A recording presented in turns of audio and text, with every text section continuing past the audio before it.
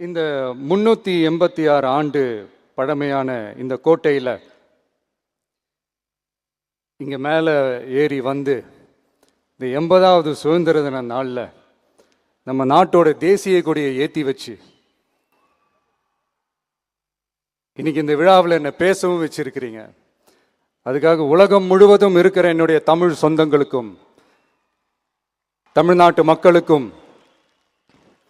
Gen Z இளம் சிங்கப்படை தோழர்களுக்கும் என்னுடைய மனமார்ந்த நன்றியை தெரிவிச்சுக்கிறேன்.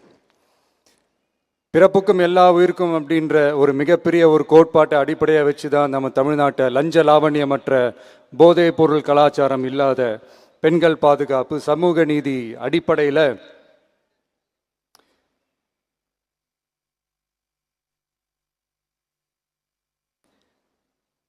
ஒரு வெளிப்படையான ஒரு உண்மையான ஒரு நேர்மையான ஒரு நிர்வாகமாக இதை நாம் செயல்பட்டுக்கிட்டு வந்துக்கிட்டு இருக்கிறோம்.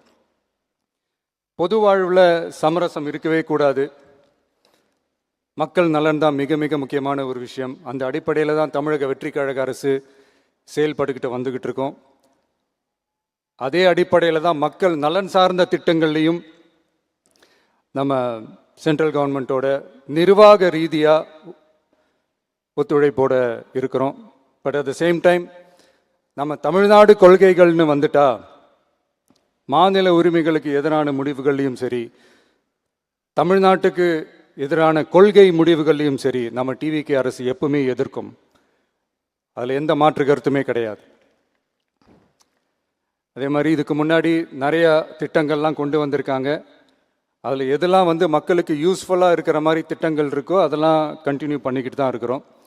ஃபார் எக்ஸாம்பிள் ஜெயலலிதா மேடம் கொண்டு வந்த அம்மா உணவகம் திட்டம், அது இன்னும் மெருகேற்றி கண்டினியூ பண்ணிக்கிட்டு தான் இருக்கிறோம்.